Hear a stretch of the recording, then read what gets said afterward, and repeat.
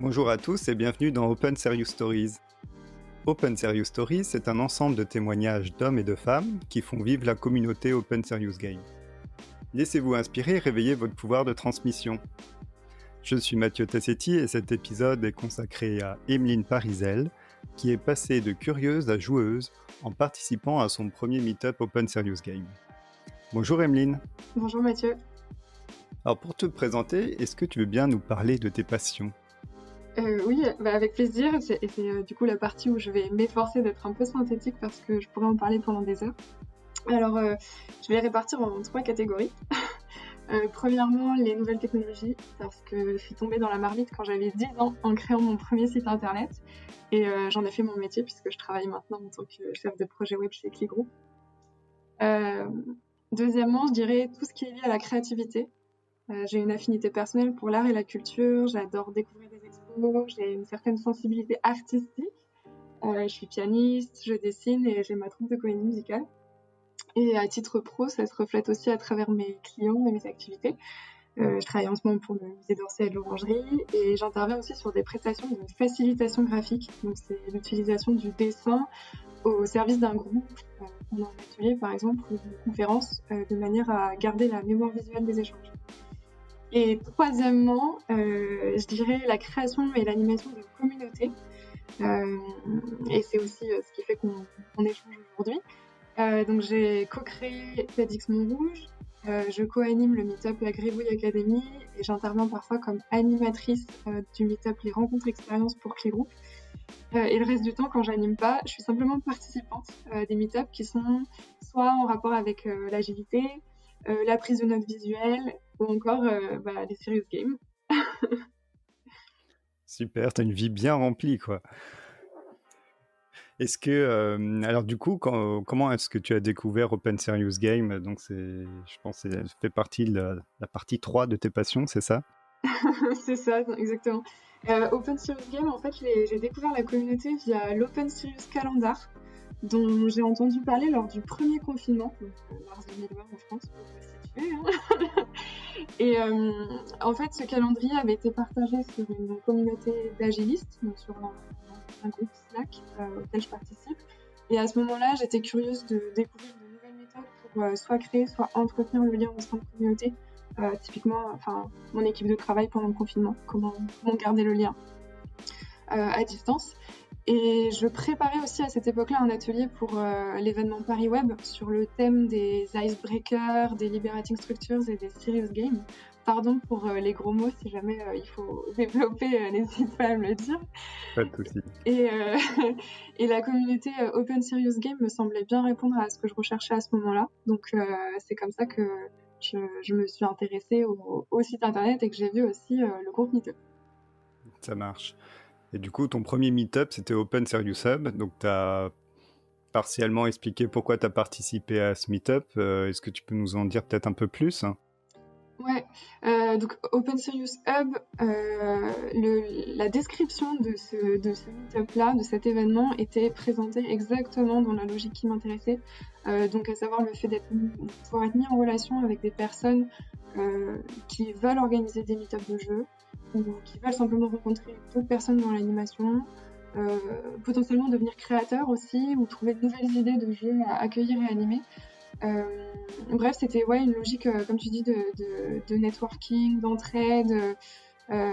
Et j'étais vraiment curieuse à ce stade. Et vraiment, la description du groupe collait, mais à 200% à ce que je recherchais à ce moment. Et alors, comment est-ce que tu as vécu cette expérience ? Qu'est-ce que finalement ça a atteint tes espérances ? Ouais, complètement. Alors, dans l'expérience que j'ai tout de suite appréciée, c'est la dynamique de groupe, à la fois côté participant et côté animateur. Côté animateur, c'était un binôme qui animait et avec vraiment une grande qualité. Ils ont su répartir le temps de parole, expliquer les règles de l'atelier, entre guillemets. C'était vraiment très très clair. Et ils ont su bien rebondir aussi sur les idées sans forcément avoir de connaissances au préalable, ce qui était assez remarquable. Et côté participant, une bienveillance et une posture d'ouverture de la part de tout le monde qui était hyper agréable. On était peu nombreux, donc ça favorisait d'autant plus les échanges. Tout le monde était vraiment concentré sur l'atelier ou l'événement, ou bien que ce soit complètement à distance. Et, enfin, on sent d'expérience que c'est de plus en plus difficile d'être concentré quand on est déjà toute la journée sur un ordinateur et en plus encore le soir rester 1 heure et demie connecté à un meet-up. Et pourtant, tout le monde a été là et investi. Chacun a pu proposer des thèmes sur lesquels engager la discussion. Et ce qui était assez surprenant, pour le coup, presque déstabilisant pour moi, c'était de ne pas être dans une posture d'expert, mais on était tous un peu néophytes puisqu'on ne savait pas de quel sujet on allait parler à l'avance, vu que les sujets étaient proposés spontanément par les participants. Et donc on a voté pour les sujets dont on allait discuter. Et finalement, ce que j'ai remarqué, c'est que la discussion permettait aussi de sortir du cadre et d'aborder les sujets avec d'autres angles de vue, de rebondir, se rappeler d'une lecture, d'un podcast, d'un article dont on a entendu parler ou d'une expérience personnelle. Et alors évidemment, parfois, il y a des interrogations qui restent sans réponse, parce qu'on n'a pas la réponse à tout. Et je pense que ça pourrait être prolongé par un autre type de meet-up. Un autre type de meet-up qui est du coup où on arriverait avec des sujets déjà préparés pour aller plus loin dans les discussions. Ça, c'est peut-être enfin, je dirais pas reprocher à ce meet-up parce qu'il n'est pas là pour ça, encore une fois. On est plus sur le networking, la curiosité, tout ça. Mais si on voulait vraiment développer des sujets préparés à l'avance, peut-être qu'il y a un autre format à préparer qui serait la suite du premier Open Serious Hub.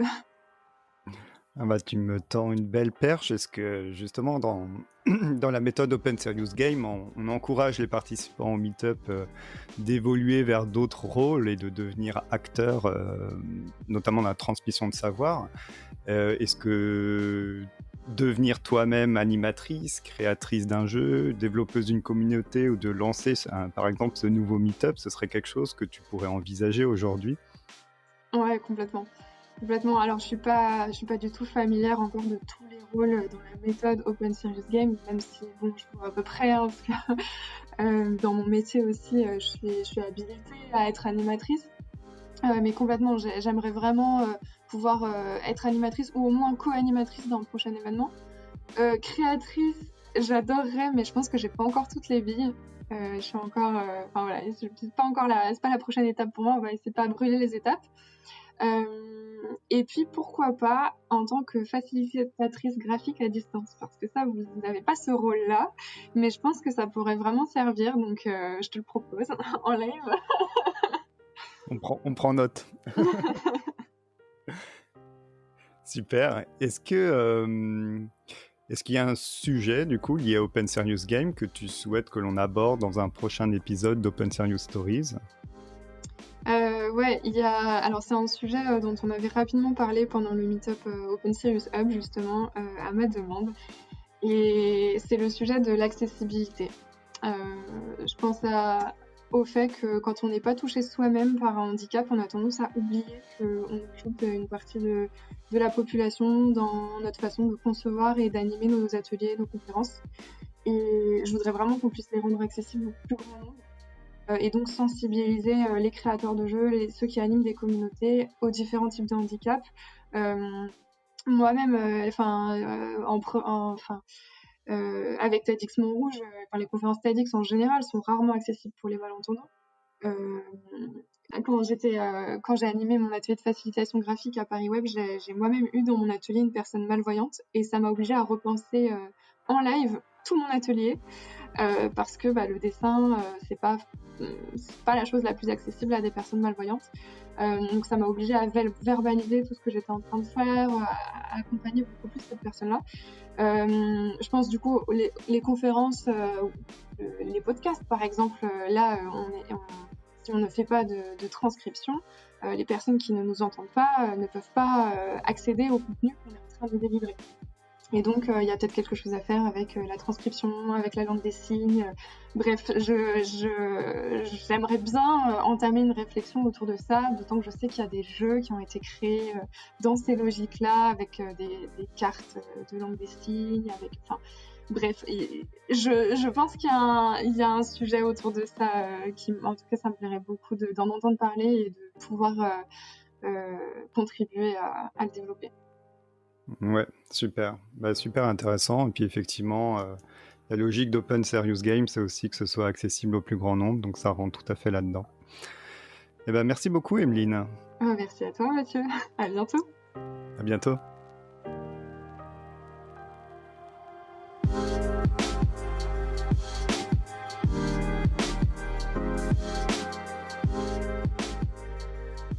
Pour plus de témoignages inspirants ou pour participer à Open Serious Stories, abonnez-vous et suivez le hashtag Open Serious Stories sur les réseaux sociaux.